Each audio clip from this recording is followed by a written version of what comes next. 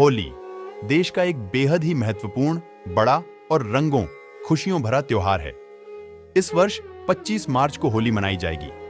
होली से ठीक एक दिन पहले होलिका दहन मनाई जाती है। प्रत्येक वर्ष होली फाल्गुन माह की पूर्णिमा तिथि को पड़ता है। हर त्योहार को मनाने का शुभ समय और मुहूर्त होता है।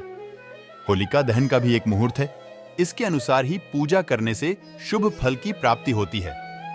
होलिका दहन को ही छोटी होली 2024 भी कहा जाता है।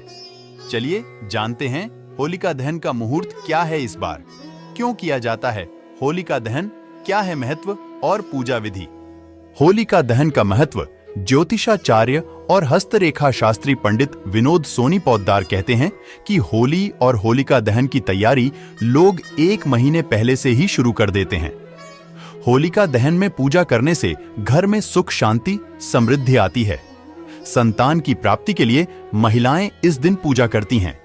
पूजा करने के लिए कांटेदार झाड़ियों, लकड़ियों को इकट्ठा किया जाता है। फिर होली से एक दिन पहले शुभ मुहूर्त में होलिका का दहन किया जाता है। होलिका दहन मुहूर्त क्यों जलाते हैं होलिका? पंडित विनोद सोनी पोद्दार के अनुसार 24 मार्च 2024 को इस बार होलिका दहन है। इस दिन सुबह 9:47 दिन से भद्रकाल लग रहा है, जो रात्रि 10:50 तक रहेगा। इस भद्राकाल में होलिका दहन शुभकारी नहीं होता है। इसके बाद ही होलिका दहन करना आपके लिए मंगलकारी और शुभ होगा।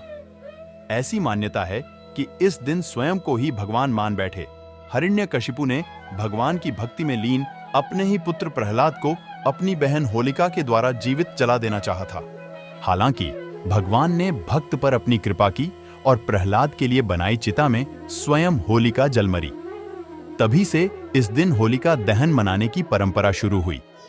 होलिका दहन की पूजा विधि होली में अग्नि प्रज्वलित करने से पहले होलिका का पूजन करने का विधान है। इसके लिए जातक को होलिका का पूजा करते समय पूर्व या उत्तर की ओर मुख करके बैठना चाहिए। पूजा करने के लिए आप माला, फूल, कच्चा सूत, गुड़, रोली, गंध, साबुत हल्दी, मूंग, बताशे, गुलाल, नारियल, 5 प्रकार के अनाज में गेहूं की बालियां और साथ में 1 लोटा जल रखें। उसके बाद होलिका के चारों ओर परिक्रमा करनी चाहिए। अगले दिन होली की भस्म लाकर चांदी की डिबिया में रखना चाहिए। होलिका की पवित्र अग्नि में लोग जौ की बाल और शरीर पर लगाए गए सरसों के उपटन भी डालते हैं। माना जाता है, ऐसा कहा जाता है कि ऐसा करने से घर में खुशियां आती हैं। प्रकट हुए थे। होलिका दहन भद्रा में कभी नहीं होता। होली के अगले दिन धुलेंडी का पर्व मातंग योग में मनाया जाएगा। पूजा पाठ करते हैं। दोनों दिन क्रमशः पूर्वा फागुनी और उत्तरा फागुनी नक्षत्र पड़ रहे हैं। स्थिर योग में आने के कारण होली को शुभ पर्व माना गया है।